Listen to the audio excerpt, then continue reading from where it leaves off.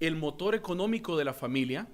Se espera que el papá sea el coordinador de entretenimiento. Se espera que el papá sea el coordinador del transporte de la familia, el coordinador de las actividades deportivas, el coordinador de mantenimiento y servicios, entre ellos plomería, jardinería, electricidad, pintura, construcción y mecánica. Coordinador de seguridad, cuando llega la niña, papi, los dinosaurios no me dejan dormir después de haber visto la película. Coordinador de comunicaciones, papi, el internet no funciona. Coordinador, esto es por último, pero no por eso menos importante, coordinador de churrascos. ¿Ah? Ser papá no es fácil, hermano, ¿verdad? Hay muchas responsabilidades que se espera que tenga el papá. Pero es una bendición y es un privilegio, ¿no es cierto? El ser padres. Dicen las Sagradas Escrituras, hermanos, de que cuando nos hemos hecho padres, cuando hemos tenido la bendición de convertirnos en papás, Dios nos ha dado una herencia. Dios nos ha dado un regalo, nos ha dado una recompensa. En el Salmo 127, versículo 3, el salmista dice: los hijos son un regalo del Señor, son una recompensa de su parte. Algo bueno hicimos, que el Señor decidió darnos herencia, decidió darnos regalo, decidió darnos recompensa. Pero ser un buen padre, eso es diferente. Ser papá, pues si hay, cualquiera puede engendrar a un hijo. Pero ser un buen padre, ser un padre como el Señor quiere que seamos, especialmente aquellos que somos hijos de Él, eso es una historia diferente. Y desafortunadamente, hermanos, no hay un manual para eso. Pero gracias a Dios que en su santa palabra encontramos ejemplos, encontramos principios, encontramos palabra de vida que nos ayuda, hermanos, a poder ser más efectivos en nuestro rol como padres. Al momento en el que usted y yo, hermanos, somos más efectivos como padres, nuestras familias salen bendecidas. Nuestras familias reciben la bendición de parte de nuestro Señor.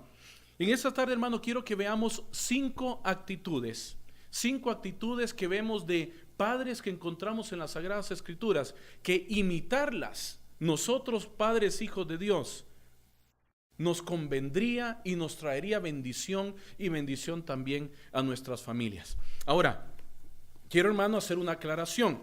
Lo que vamos a ver, pues sí, son ejemplos de padres, pues sí le estoy hablando a los padres, pero también le estoy hablando a aquellos que son abuelos, a aquellos que son tíos, a aquellos que son padres en potencia, y también a cualquier cristiano en general. Porque el ejemplo que vamos a ver de estos hombres de Dios, hermano, en las Sagradas Escrituras, nos aplican a todos. Tenemos algunos aquí dentro de la congregación, hermano, algunas dentro de la congregación, que les ha tocado cumplir el rol de padre y madre al mismo tiempo. Entonces, imitar este ejemplo, estos ejemplos que vamos a ver en la Sagrada Escritura, les conviene también a estas hermanas, le conviene a la iglesia, hermanos. Hemos dicho en ocasiones anteriores, familias fuertes, iglesia fuerte. No podemos tener una iglesia sólida, no podemos tener una iglesia con raíces si las familias que están dentro de ella no son fuertes y no tienen raíces. Y nos guste o no nos guste, hermano, las raíces empiezan a ser echadas por los padres, los papás. Acompáñeme, hermano, al libro de Génesis y vamos a ver el primer ejemplo. 5 ejemplos, 5 actitudes que quiero que analicemos en esta tarde, hermanos, para ver cómo poder ser mejores padres, cómo cumplir de una manera más efectiva el rol que el Señor nos ha invitado a cumplir. Libro de Génesis, capítulo 6. Libro de Génesis, capítulo 6. Vamos a ver en los versículos 8 y 9. Libro de Génesis, capítulo 6, versículos 8 y 9. Dice la narración bíblica. ¿Lo tienen, hermanos? ¿Sí? Ok. Pero Noé contaba con el favor de Dios. Esta es la historia de Noé. Noé era un hombre justo y honrado entre su gente. Siempre anduvo fielmente con Dios. El primer padre de verdad, hermanos, que encontramos en las Sagradas Escrituras es Noé, o el primer ejemplo que vamos a estudiar es el ejemplo de Noé. La Biblia, hermano, usa 3 palabras para describir el carácter de Noé. Lo puede ver en el versículo 9: justo, honrado y fiel a Dios. Justo, honrado y fiel a Dios. Cuando las Sagradas Escrituras utilizan la palabra justo, hermanos, para describir a alguien, se refiere a que esta persona vivía un estilo de vida recto, intachable y agradable a Dios. Usted va a encontrar esta palabra también traducida como piadoso. Era un hombre piadoso, era un hombre justo, o sea, era un hombre recto, intachable, que vivía una vida agradable a Dios. Nadie podía achacarle nada a Noé. No tenía cola que le patearan, pues. ¿Usted ha escuchado ese dicho? Tienen cola que le patee. Es alguien que tiene algo en su historia que de repente le pueden poner el dedo allí y lo hacen tambalear. Noé no padecía de eso, no tenía nada que se le pudiera achacar. Y dicen las Sagradas Escrituras, hermano, de que eso le había dado favor ante Dios. No era un hombre que cuidaba su testimonio ante Dios y ante los hombres. Hermanos, si nosotros, hermanos varones, si nosotros queremos encontrar favor delante de Dios, tenemos que cuidar nuestro testimonio. Tenemos que cuidar la manera en la que nos conducimos. Tenemos que cuidar lo que hacemos y lo que decimos. Porque dependiendo de eso, nosotros vamos a ser justos, piadosos, rectos delante de Dios y delante de los hombres también. Dice la Biblia que estas 3 características le ayudaron a Noé a encontrar favor delante de Dios. La fidelidad de Noé, hermano, hacia nuestro Padre Celestial, después le acarreó bendición a su familia. Mire lo que dice el capítulo 7, versículo 1. El Señor le dijo a Noé: entra en el arca con toda tu familia, porque tú eres el único hombre justo que he encontrado en esta generación. Mire qué poderoso esto, hermano. El ejemplo de Noé era tal que Dios vino y le dijo: eres el único hombre justo en esta generación. Por causa de la fidelidad de Dios, de Noé hacia Dios, por la manera en la que vivía, por la manera en la que honraba el nombre de Dios y se conducía delante de los hombres, solo la familia de Noé se salvó en el diluvio. Y fue una bendición acarreada por parte de Noé para con su familia. Hermanos varones, sigamos el ejemplo de Noé. Justo, honrado, fiel a Dios. ¿Qué dice la gente de ti? ¿Cómo se expresa la gente de ti? ¿Glorifica a Dios por causa tuya? ¿O denigra a Dios por causa tuya? En muchas ocasiones, hermanos, hemos escuchado a algunos referirse de nosotros o de algún otro cristiano en una manera en la que en la iglesia son uno, dicen, pero en la calle son otros. O en la iglesia son unos, pero en su casa son otros. El padre cristiano, hermano, no debería de ser así. El padre cristiano debería ser el mismo en la iglesia, el mismo en la calle, el mismo en su casa. Una consistencia de carácter. De manera que Dios puede decir: tú eres justo entre esta generación en la que vives, en medio de la que vives. Y aquí viene la lluvia de bendiciones para tu familia, porque tú has honrado mi nombre, porque tú te has conducido bien. Primera actitud entonces, hermanos, que vemos entre estos padres de verdad: la fidelidad a Dios. Segunda característica y segunda actitud que quiero que veamos, hermanos, vámonos siempre en el libro de Génesis, capítulo 24. Génesis capítulo 24, y vamos a leer de los versículos 1 al 4.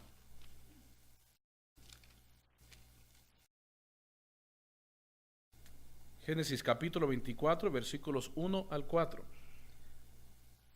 Abraham, dice, estaba ya entrado en años y el Señor lo había bendecido en todo.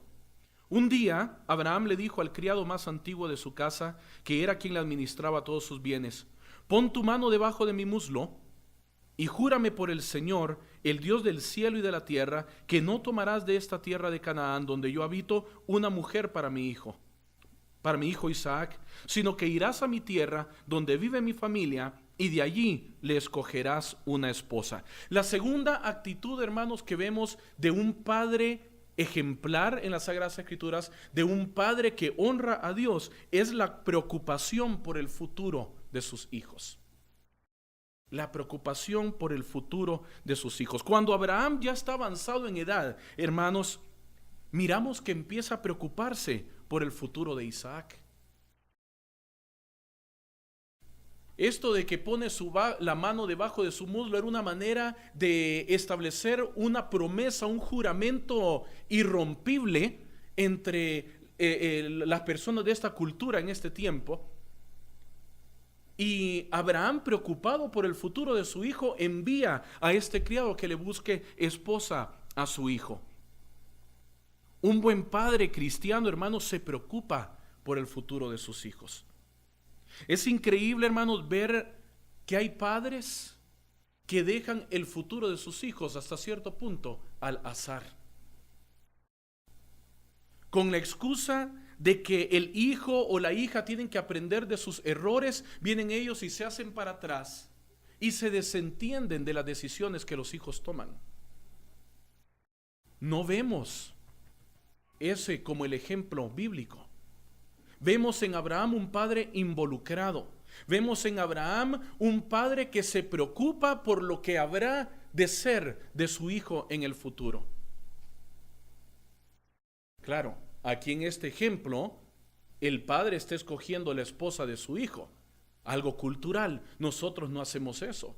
Sin embargo, lo que sí vemos, el principio detrás del carácter de Abraham, es el hecho de que él toma acciones apuntadas a darle un buen futuro a su hijo, buenas elecciones a su hijo. ¿Cómo lo haces tú? Hermano, hoy en día el mundo nos ha llenado la cabeza de filosofías y de maneras de pensar que definitivamente no van de acuerdo al ejemplo bíblico que tenemos. El muchacho tiene que aprender de sus propios errores, que se den, disculpen la expresión, que se den la jeta todas las veces para que aprenda. Eso es lo que dicen algunos, lo que decimos algunos de nosotros. Pero el ejemplo que vemos, hermano, es el de un padre que se preocupa por las decisiones que va a tomar su hijo en el futuro. Es un llamado, hermanos, el nuestro, de ser guías, de ser consejeros de nuestros hijos para que ellos elijan bien, para que ellos tomen buenas decisiones. Que los hijos atiendan el consejo, esa es otra historia y podemos tener clases al respecto. Pero no te exime de tu responsabilidad, papá, de ser ese consejero, ese guía que Dios espera que seas para tu hijo. Ahora, algo que vemos interesante en esta historia, hermanos, es de que Abraham pues le encomienda a su criado que le busque esposa a Isaac, pero no pone su confianza en la sabiduría del criado ni en su propia sabiduría. Mire lo que dice 24:7. El versículo 7 del capítulo 24. El Señor, el Dios del cielo, que me sacó de la casa de mi padre y de la tierra de mis familiares, y que bajo juramento me prometió dar esta tierra a mis descendientes, enviará su ángel delante de ti para que puedas traer de allá una mujer para mi hijo. Abraham entiende de que el futuro de su hijo en realidad está en las manos de Dios. No es mi sabiduría, dice Abraham. Él no vemos que él pide características. Ok, me conseguís una que sea güerita, pelo que le llegue debajo del hombro, que sea medida no sé cuánto esto y el otro. No, él no pide eso. Él pide que la voluntad de Dios, la guía de Dios, sea la que consiga la esposa para su hijo. Entonces, hermano, padre de familia, papá cristiano, es cierto de que tú estás llamado a ser un consejero, a ser un guía de tus hijos. Pero también es parte de tu llamado poner tu confianza en la sabiduría del Señor. Por lo tanto, tu consejo, hermano, tiene que ir bañado en oración, tiene que ir impregnado de la sabiduría de Dios, de la palabra de Dios, no de lo que tú crees que es lo mejor para tu hijo. ¿Sabes en dónde está lo mejor para tu hijo? Aquí. Si tú, hermano, estás buscando cómo apoyar a tu hija en su selección de, qué sé yo, de novio, a tu hijo en selección de novia, lo que sea, enséñale cómo debe ser el carácter de este hombre a la luz de las Sagradas Escrituras. Si tú estás inculcando a tu hijo en el camino del Señor, ayudándole a que él o ella se enfoquen en seguir el camino del Señor, incúlcale las Sagradas Escrituras. Vemos en el libro de Deuteronomio la exhortación directa de parte de Dios para con los varones del pueblo de Israel, y le dice: tú te sentarás a contarle estas palabras a tus hijos, lo harás al levantarte, lo harás al acostarte. Ese es tu rol, guiar a tu hijo en la palabra de Dios. El futuro de tu hijo sí está en las manos del Señor, pero no te exime de la responsabilidad de ser su consejero, de ser su guía. Y si vas a dar consejo, que sea un consejo bíblico, que sea un consejo que vaya alineado a la voluntad del Señor para con sus hijos. Yo no sé, hermano y hermana, si ustedes antes o después de tener pláticas cruciales con sus hijos, pero usted sabe de que hay pláticas cruciales con los hijos, ¿verdad? Hay momentos que son y deben ser aprovechados por los padres para dar una enseñanza clave de la vida a sus hijos. Yo no sé si tú oras antes de dar consejo. Yo no sé si tú examinas la Biblia antes de dar consejo, o simplemente te sientas a contarle a tu hijo, a tu hija, lo que te ha enseñado la vida. Habemos algunos que esa es nuestra filosofía. La vida me ha enseñado que esto y el otro y el otro. En lugar de decir, Dios me enseña en su palabra, Dios me ha enseñado en su palabra que esto y esto y esto. Tu consejo, hermano y hermana, tiene que ir bañado en oración, impregnado de la palabra de nuestro Padre Celestial. Segunda actitud, entonces, hermanos, es la preocupación activa del buen padre por el futuro de sus hijos. Tercera actitud, acompáñame al libro de Josué capítulo 24. Hermanos varones, padres, espero que estén poniendo atención y anotando, ¿verdad? Porque esto es, hermano, lo que el Señor tiene como voluntad para nosotros, para mí, para ti, como padre de familia. Josué capítulo 24, versículo 15. Pasaje súper conocido por muchos de nosotros, pero lastimosamente puesto en práctica por muy pocos. Josué capítulo 24, versículo 15. ¿Lo tenemos, hermanos? Pero si a ustedes les parece mal servir al Señor, le dice Josué al pueblo de Israel, elijan ustedes mismos a quienes van a servir, a los dioses que sirvieron sus antepasados al otro lado del río Éufrates, o a los dioses de los amorreos en cuya tierra ustedes ahora habitan. Por mi parte, mi familia y yo serviremos al Señor. Le voy a repetir esa última oración. Por mi parte, mi familia y yo serviremos al Señor. La tercera actitud, hermano, la tercera práctica que Dios espera que tú como padre cristiano, que tú como papá que honra al Señor, quiere que tengas en tu rol, es un liderazgo espiritual de tu familia. Un liderazgo espiritual de tu familia. Es triste ver, hermanos, que habemos miembros de la iglesia que a esta característica en sí la agarramos con tibieza. La agarramos así en que medio que sí, medio que no. Al final de cuentas, pues yo estoy trabajando, eso le toca a mi mujer. Y le endosan el rol que le toca al padre, se lo endosan a la esposa. Y ahí que vea a la esposa qué hace. Hermanos, los varones estamos llamados como cabezas de hogar a tener un liderazgo en nuestra familia, un liderazgo espiritual. ¿Cuántas hermanas, hermanos, no he visto yo en diferentes congregaciones frustradas, quejándose de que ella y su esposo no jalan parejo en la vida espiritual? Y fíjese de que tiende más, esto es triste, pero tiende más la mujer a jalar en el aspecto espiritual que el hombre. El hombre, yo no sé por qué, pero como que tiende a enfriarse más rápido que la mujer. El problema es que el enfriamiento del hombre termina enfriando a la mujer, termina enfriando a la esposa. Y por consecuencia, termina enfriando a toda la familia. Si usted ve una familia nueva dentro de la iglesia, hermano, y usted quiere de alguna manera medio anticipar el futuro de esa familia dentro de los caminos del Señor, mire el fervor o la falta de fervor en el papá. Y eso le va a decir muchísimo con respecto al futuro potencial en el camino espiritual de esta familia. Porque la influencia del papá, la influencia del padre, hermanos, en su liderazgo espiritual o su falta de liderazgo espiritual es algo que puede romper o construir a la familia. Josué tenía bien claro el objetivo que él tenía para su familia. Mi familia y yo serviremos a Jehová. ¿A quién va a servir tu familia, papá?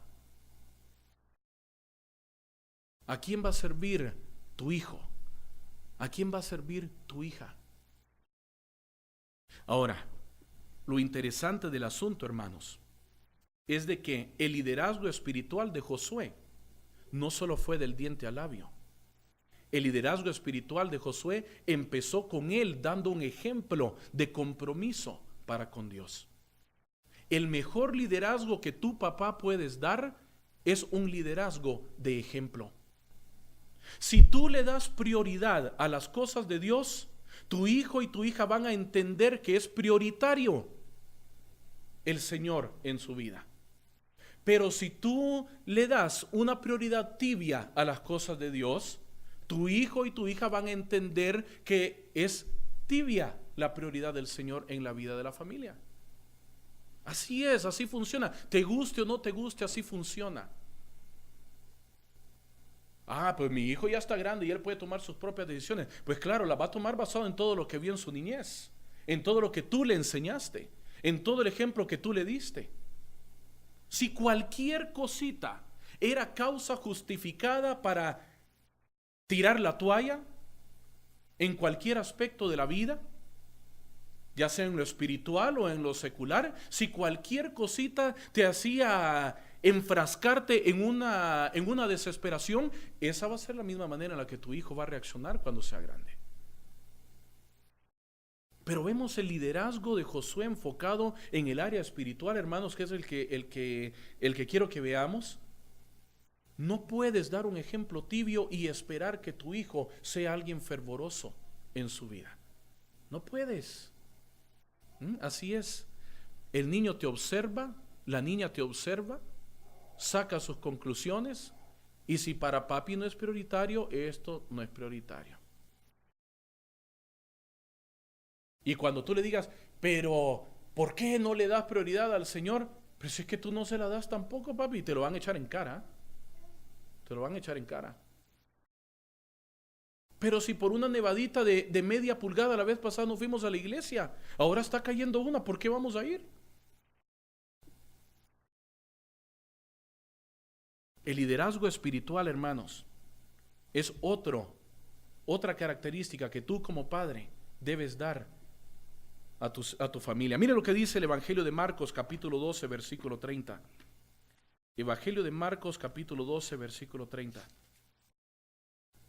Continuando con el pensamiento de liderar con el ejemplo, Marcos capítulo 12, versículo 30 dice: ama al Señor tu Dios con todo tu corazón, con toda tu alma, con toda tu mente y con todas tus fuerzas. ¿Ama a quién? ¿A quién? A Dios. Ama al Señor con la mitad de tu mente, un cuarto de tu corazón, medio tus fuerzas y en lo que te queda del alma. No, ¿verdad? Es con todo. Con todo. ¿Qué amas tú, papá? ¿En dónde está tu tesoro? Porque donde está tu tesoro, ahí va a estar tu corazón, dice Jesucristo. ¿Qué amas tú? Fíjate de que algunos de nosotros buscamos cómo demostrarle un amor especial a nuestra familia. Y eso está bien, ¿verdad? Eso está bien. Y algunos de nosotros buscamos cómo demostrarle un amor a nuestra familia por sobre todas las cosas, incluso Dios. ¿Estará correcto eso?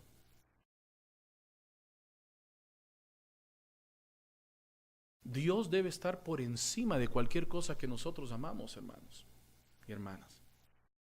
Dios quiere el primer lugar, Dios pide ser el primer lugar, Dios pide que tu corazón esté entregado a Él. Y hermano, detrás de ti viene tu familia. Y cuando ellos vean de que tú amas a Dios por sobre todas las cosas, eso va a ser lo que ellos van a hacer también. Y vas a tener una familia bendecida de parte de Dios. ¿Por qué? Porque tú le das a Dios el lugar que se merece. Vivimos en un país, sin embargo, que nos dicta prioridades diferentes. Vivimos en un país que nos sugiere amar cosas diferentes y no a Dios. Y muchos desafortunadamente caemos en la trampa. Debemos, hermanos, demostrar con el ejemplo, liderar con el ejemplo a nuestra familia de manera espiritual, dándole a entender a ellos y a nuestros hijos que Dios debe estar por encima de sobre todas las cosas. Cuarta actitud, hermanos, cuarta actitud que vemos en los padres ejemplares de la Biblia. Mire lo que dice el libro de Job. Libro de Job, capítulo 1. Hasta el momento hemos visto tres actitudes: la fidelidad a Dios, ejemplificada por Noé; la preocupación por el futuro de sus hijos, ejemplificada por Abraham; y el liderazgo espiritual de su familia, ejemplificado por Josué. Vamos ahora a ver en el libro de Job, capítulo 1, versículo 5. Libro de Job, capítulo 1, versículo 5. ¿Me dicen cuando lo tengan, hermanos? Ok, dice la narración bíblica: una vez terminado el ciclo de los banquetes, Job se aseguraba de que sus hijos se purificaran. Muy de mañana ofreció un holocausto por cada uno de ellos, pues pensaba: tal vez mis hijos hayan pecado y maldecido en su corazón a Dios. Para Job esta era una costumbre cotidiana. Dice que los hijos de Job se juntaban a beber, a comer. Tenían ya un calendario de parrandas.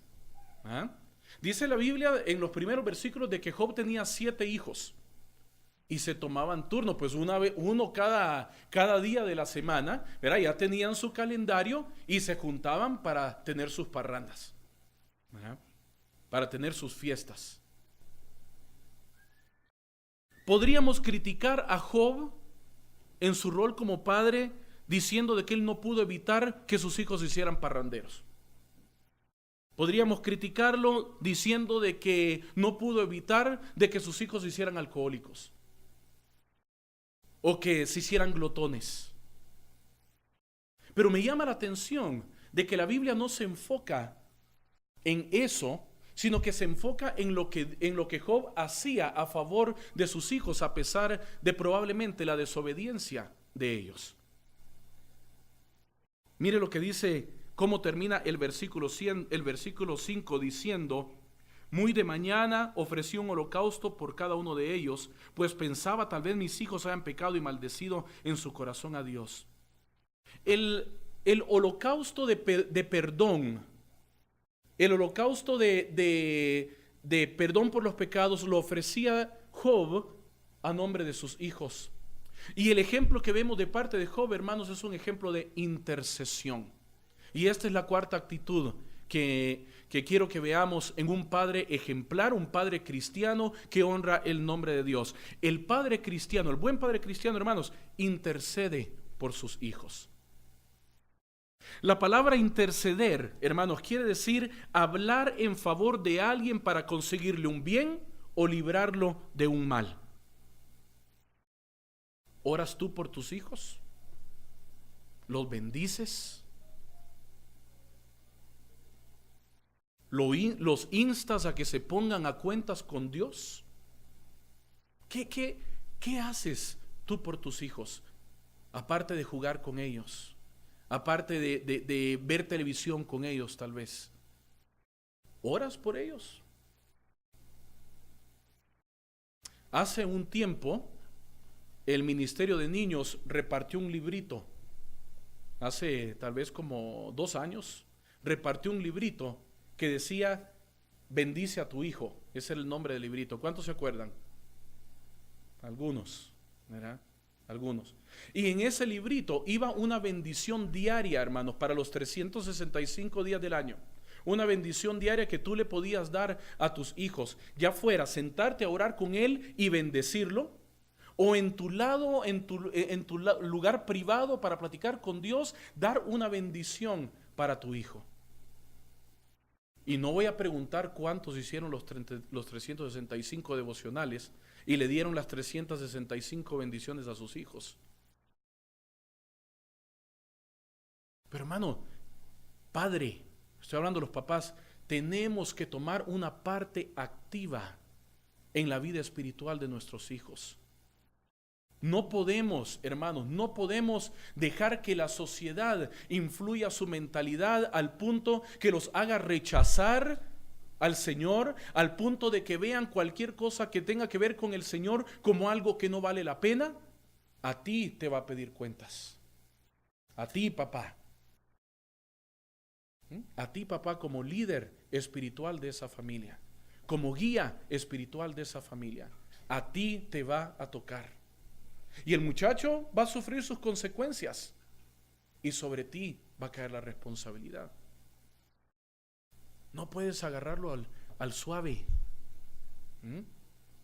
Intercede por tu hijo, hermano. Miramos a Job asegurándose, dicen las Sagradas Escrituras, asegurándose que sus hijos se purificaran. De alguna manera, hermano, este asegurarse implica de que Job tenía un cara a cara con sus hijos, ¿te das cuenta? Porque él no iba a purificarse a nombre de ellos, los hijos se tenían que purificar y Job se aseguraba de que lo hicieran. Entonces, de alguna manera, Job confronta a sus hijos, platica con sus hijos, tiene un cara a cara con ellos que redundaba, que terminaba en que sus hijos fueran a purificarse. ¿Confrontas tú a tu hijo cuando está haciendo algo malo? ¿Le hablas de su mal actuar o te da miedo? Desafortunadamente, hermanos, no buscamos cómo para mantener las paces, mejor hacernos a veces lo de la vista gorda. Y eso es lo peor que podemos hacer, hermanos. Lo peor que podemos hacer como padres. Especialmente como padres que queremos honrar el nombre de Dios. Los padres cristianos, hermanos, debemos tener estos cara a cara con nuestros hijos cuando miramos que están actuando mal, cuando miramos que se están desviando. El obedecer o desobedecer es cosa de ellos, pero tú cumples con tu rol y lo llevas un paso más allá e intercedes por ellos delante de nuestro Señor.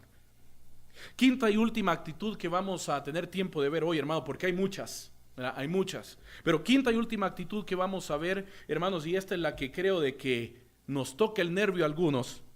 Hebreos capítulo 12, versículo 5. Vaya conmigo, por favor, a Hebreos capítulo 12, versículo 5. Empezando en la segunda parte del versículo 5, nos vamos a ir hasta el versículo 11.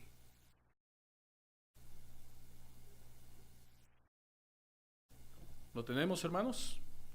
Hebreos capítulo 12, versículo 5, la segunda parte hasta el versículo 11. Hijo mío, no tomes a la ligera la disciplina del Señor, ni te desanimes cuando te reprenda, porque el Señor disciplina a los que ama y azota a todo el que recibe como hijo. Lo que soportan es para su disciplina, pues Dios los está tratando como a hijos. ¿Qué hijo hay a quien el Padre no disciplina? Si a ustedes se les deja sin la disciplina que todos reciben, entonces son bastardos y no hijos legítimos. Después de todo, aunque nuestros padres humanos nos disciplinaban, los respetábamos. ¿No hemos de someternos con mayor razón al Padre de los Espíritus para que vivamos? En efecto, nuestros padres nos disciplinaban por un breve tiempo, como mejor les parecía, pero Dios lo hace para nuestro bien, a fin de que participemos de su santidad. Ciertamente, ninguna disciplina en el momento de recibirla parece agradable, sino es más bien penosa. Sin embargo, después produce una cosecha de justicia y paz para quienes han sido entrenados por ella. La quinta actitud, hermanos, la quinta responsabilidad que tiene este padre cristiano que honra el nombre del Señor es la de amor y disciplina. El buen padre cristiano le da amor y disciplina a sus hijos. Y aquí, hermanos, no estamos viendo el ejemplo de un hombre en esta porción bíblica. Aquí estamos viendo el ejemplo del padre por excelencia. ¿De quién está hablando esta porción bíblica? ¿Quién es el que disciplina? ¿Quién? Dios. El escritor a los Hebreos está hablando del padre por excelencia, Dios. Dios disciplina, pero lo hace con amor. Y ahí es donde a veces está la diferencia entre él y nosotros. Lastimosamente, hermanos, el tema de la disciplina a los hijos se ha convertido en un tema controversial. Hoy en día, es la realidad, los padres han sido desautorizados por las leyes terrenales, han sido intimidados por las potenciales consecuencias de disciplinar. A veces preferimos mejor no hacer nada porque no vaya a ser y el chamaco me llame a la policía y me le eche encima. Entonces que haga lo que quiera, pues. ¿Verdad? Que haga lo que quiera. Él solito va a aprender. Dice las escrituras de que aquel hijo a quien no se disciplina, no se le está tratando como hijo. Y es una palabra extremadamente fuerte para nosotros. Si no se les disciplina, dice, bastardos son, no hijos legítimos. Y Dios no te trata así, dice, no puede Dios dejarte sin disciplina, porque la disciplina es para tu bien, la disciplina es para tu crecimiento, la disciplina es para tu perfeccionamiento. Disciplinas tú a tus hijos, tomas cartas en el asunto cuando las cuestiones están marchando en la manera que no deben. Un padre cristiano, hermanos, no tiene miedo de disciplinar a sus hijos, porque no lo hace para desquitarse de lo que el hijo ha hecho. No lo hace estallando en ira, sino que lo hace siguiendo el ejemplo de Dios. Disciplina con amor. Disciplina con amor. Disciplina buscando una restauración en el hijo. Disciplina buscando un cambio de mentalidad en el hijo. No ahora me la vas a pagar, espérate que lleguemos a la casa. ¿Cuántas veces hemos disciplinado de esa manera? Yo he caído en eso, hermanos. Hemos disciplinado en lo caliente del momento, ¿verdad? En el enojo. Espérate que lleguemos a la casa y vas a ver. No es esa la disciplina de Dios. La disciplina de Dios es una que busca perfeccionarte, una disciplina que busca tu bien. Disciplinar, hermanos, cuando se hace con amor, no da lugar al abuso. Algunos toman este pasaje para decir de que la Biblia y el cristiano fomenta el abuso infantil, y no es eso lo que estamos viendo acá. La disciplina que abusa, la disciplina que denigra, la disciplina que falta el respeto, no es la disciplina que da Dios. La palabra azotar, hermanos, que vemos en esta porción bíblica, la palabra azotar es una palabra griega que también significa entrenar con aflicción. Entrenar con aflicción. ¿Qué es lo que quiere decir esto? De que deben haber consecuencias. De que deben haber consecuencias por un mal actuar. Pero no quiere decir obligadamente que tienes que dar un castigo corporal, que es donde hay una parte sensible en este aspecto de la disciplina. Pero tiene que haber consecuencias si tú eres un padre responsable para poder encaminar a tu hijo, para que tu hijo aprenda que hay límites, aprenda que hay una manera correcta de conducirse.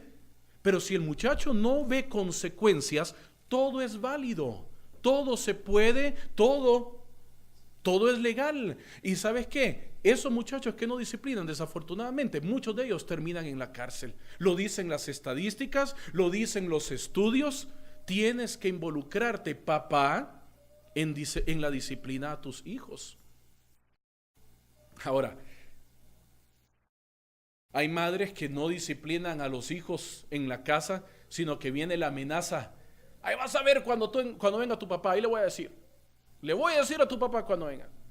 Y ya llegan las 5:30 de la tarde, llega el hombre del trabajo y llegó el verdugo. ¿Verdad? Le abre la puerta, el niño ya empieza a medio temblar, que saber qué es lo que va a hacer el papá. Y llega la mamá. Fíjate que tu hijo, no me digas nada, que yo vengo cansado.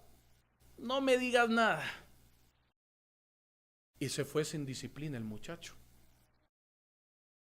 El papá no quiso. Mejor vámonos a jugar. El papá no quiso disciplinar, no se apuntó. Y así va la vida, y el muchacho o la muchacha crece faltando el respeto, crece volándose los límites, crece sin ningún tipo de regla, y después sufren cuando son grandes, porque se fueron sin disciplina. El padre cristiano, hermano, disciplina con amor, buscando la educación, el cambio de comportamiento de su hijo, la restauración de sus hijos. Ser papá no es tarea fácil, hermanos. Pero si nosotros como padres seguimos el ejemplo que recibimos de nuestro Señor en las Sagradas Escrituras, vamos a tener un rol más efectivo en nuestra familia. Pero debemos estar dispuestos a seguir el ejemplo. Dios quiera que hoy no hayas escuchado información, sino que hoy hayas escuchado consejo práctico para tu vida. Que hoy no te hayas llenado la cabeza de un conocimiento que no te lleva a nada, sino que hayas llenado tu corazón de un conocimiento que al aplicarlo te va a ayudar a ser más como el Padre que Dios quiere que seas, como el líder espiritual que quiere que seas, como el intercesor que quiere que seas, como el guía y el consejero que quiere que seas para tus hijos. Vamos a ponernos de pie, hermanos, y vamos a terminar con palabras de oración.